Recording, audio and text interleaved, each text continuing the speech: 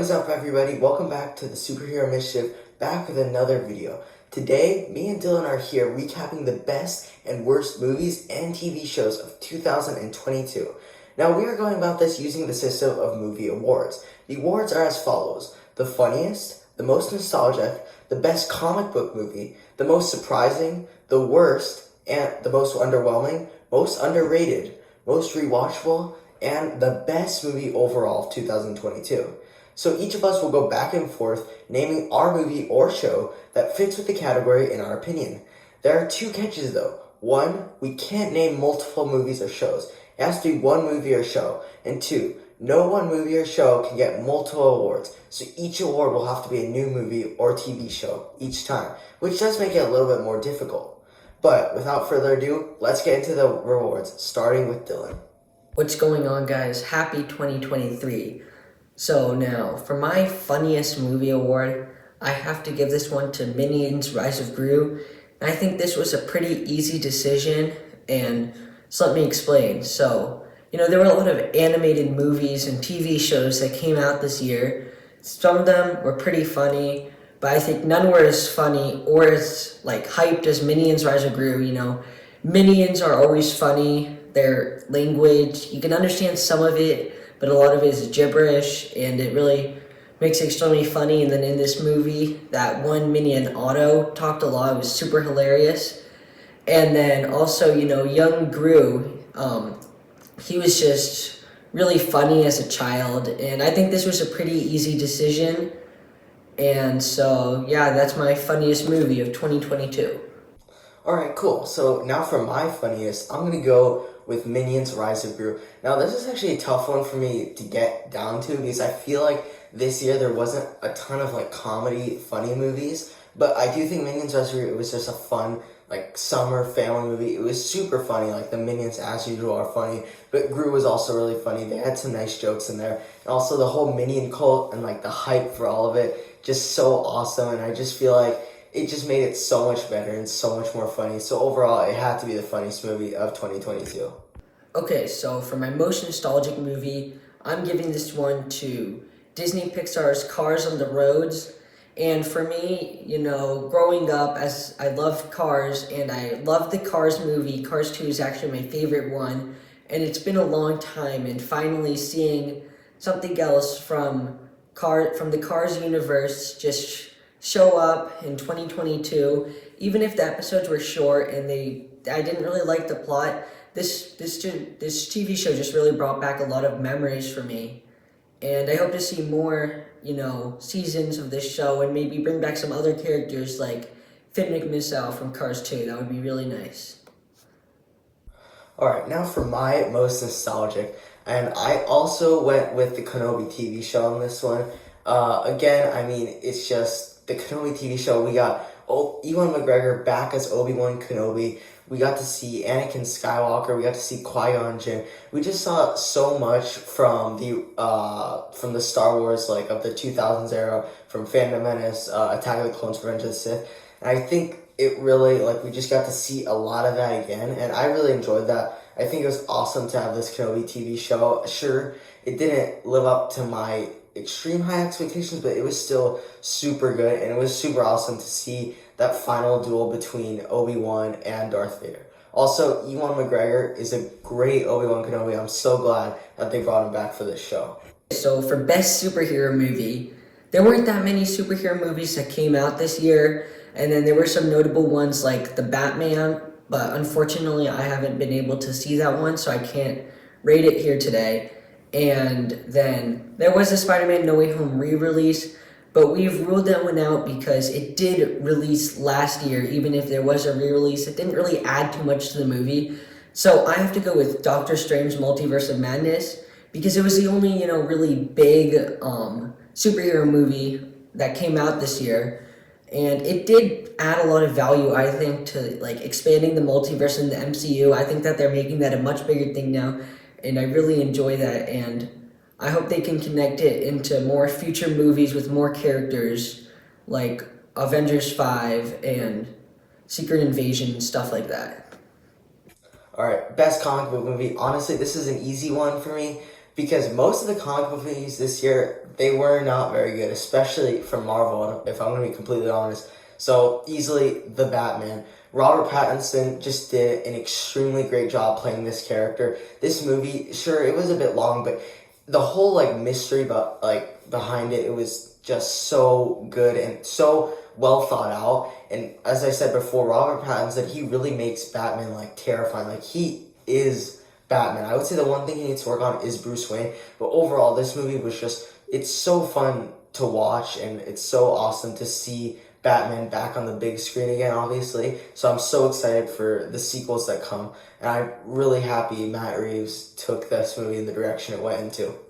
So now for my most surprising movie, I have to give this one to Uncharted. It came out in early 2022, and the reason why this one is surprising was I didn't know anything really about this before watching it. I knew it was a video game, but in terms of the movie, I didn't know anything about it. I was just looking, and I saw Uncharted, and I saw some of the actors like Tom Holland and Mark Wahlberg, who in this movie work together amazingly. I decided to just watch it, see what it was about, and I didn't know what to expect. It was actually really good. I liked the elements of surprise that it had. You didn't really know where it was going until events happened, and so most surprising movie goes to Uncharted. Okay, so now for my most surprising movie. This one, I actually went with Puss in Boots: The Last Wish. So when I saw like the trailer for this movie at first, I really was not expecting too much to come out of this movie, especially from the first Puss in Boots. Wasn't that good. Shrek 3 and 4 didn't really end off super well as the first two at least. And so I was like, okay, it'll probably be good, like fine, but it won't be amazing. And this movie actually ended up extremely exceeding my expectations. It was extremely good. Even if you check on Rotten Tomatoes, it got like 95% on there. And it's crazy how it did that. It really like shined with Puss in Boots, like his character, the whole thing that he's dealing with is that, he ran out of lives. And I think they played that really well, how he's went from, this super awesome hero who doesn't have to worry about anything. And now he's on his last life. What is he going to do? And also I think Goldilocks and the Three Bears as the villain, that was really nice too. Just to have all that fairy tale stuff come together as usual. And Shrek, this is a return of Shrek. So cross your fingers for Shrek 5. You never know. So now for the worst movie or TV show, and in terms of, movie technology, how it's progressed, and to make a movie bad these days, it's pretty hard. But if you watched our ranking all Marvel movies and TV shows, I think you know where I'm going with this. One exception was She-Hulk. I think that it had terrible CGI. Like, you could just tell that the characters looked fake. The plot line could have been better, and it was just overall a bad TV show. I think Marvel could have done a lot more to make it better, and they just didn't. Alright, and now for the worst. Unfortunately, it is a Marvel project. Just like yours, Dylan. It's going to be She-Hulk for me. And my goodness, this TV show was it was terrible. There was no action throughout the whole thing, honestly. I just don't think I really was having fun with it. Like, most of the Marvel shows, no matter what, I was looking forward to each Wednesday of the new episode coming out. This one, wasn't even thinking about it. I watched it, but it almost felt like a chore for me to watch it. Even Daredevil couldn't save this show. And don't even get me started on the CGI. The CGI wasn't very good because I think, they have so many projects in Phase 4. They were obviously focusing on other stuff, and She-Hulk just got put to the side. But man, overall this show was terrible, and Daredevil was the only good thing, and he was barely even there. Okay, so now for the most underwhelming, and this one I have to give to Thor: Love and Thunder. I was expecting a really great addition to the Thor story. Thor 3 was really good, and then with the way Endgame ended with Thor going off with the Guardians, we were expecting something big there. And this movie, it tried to be funny, I think, when it didn't really need to be. And it kind of turned itself into a meme.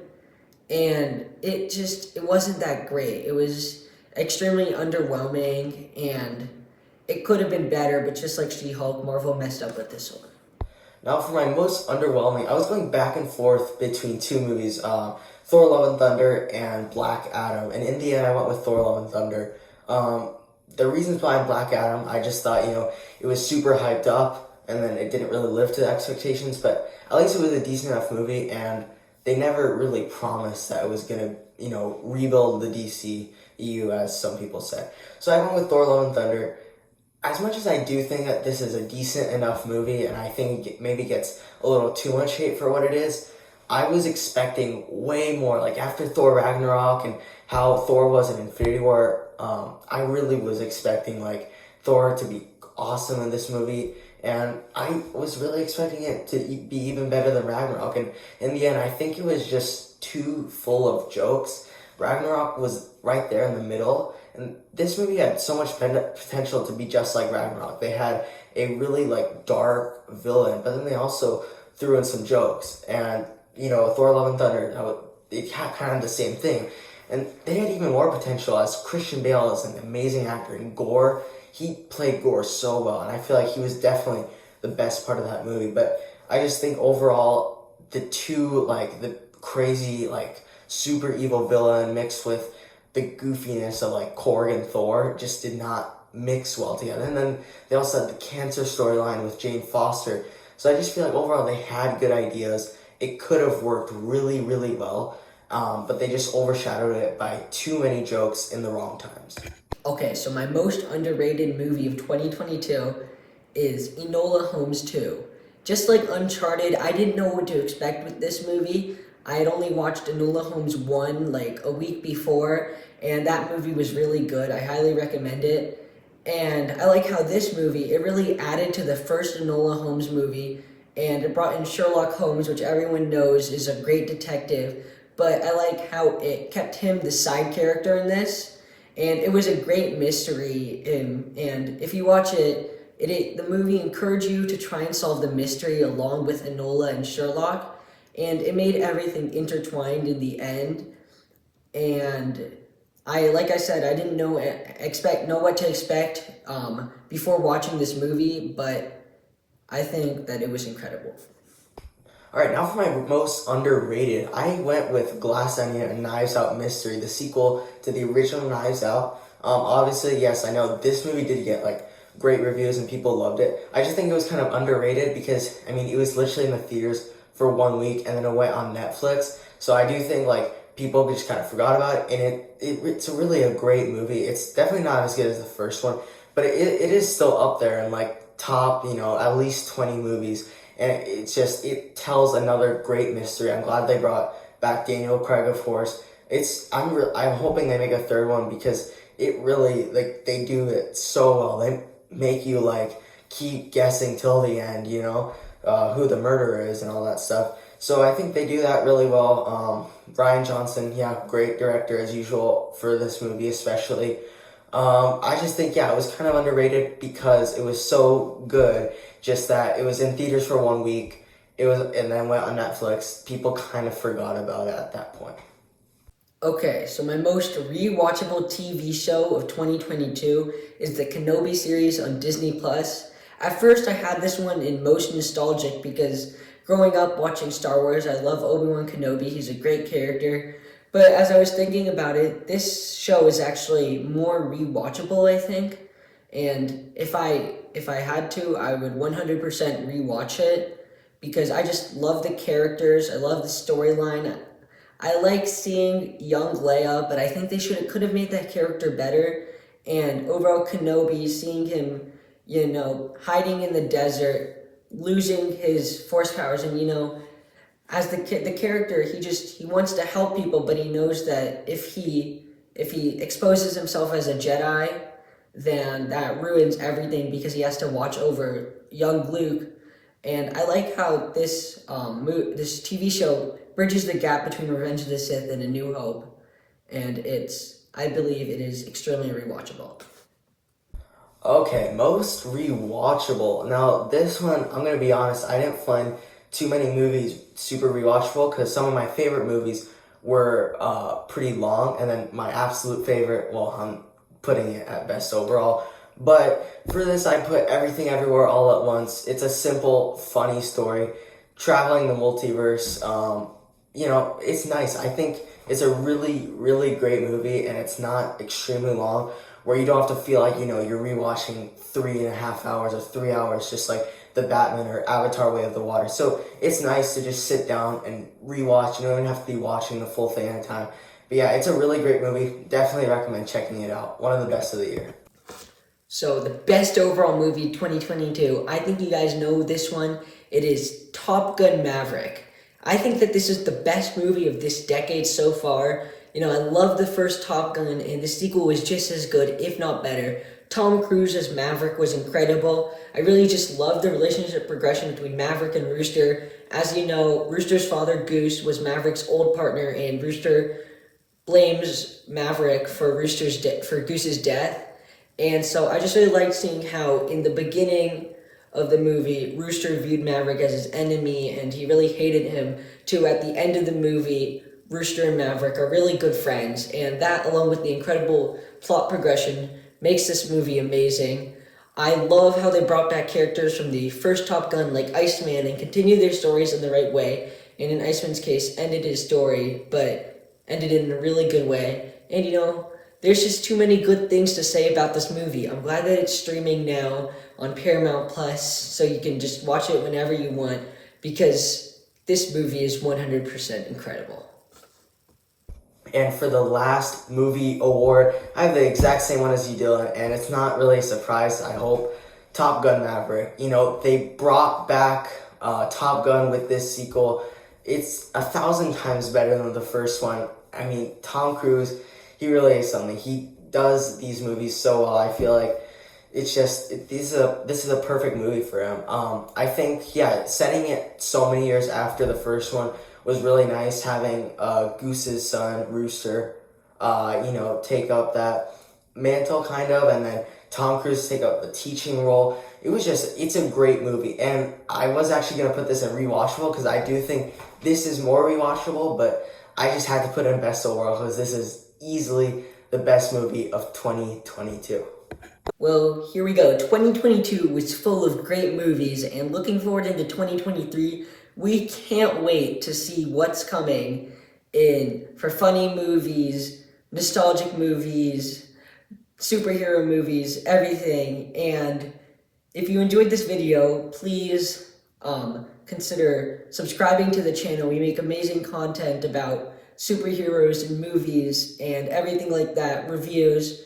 And also consider liking this video and comment down below what your favorite movie was of this year.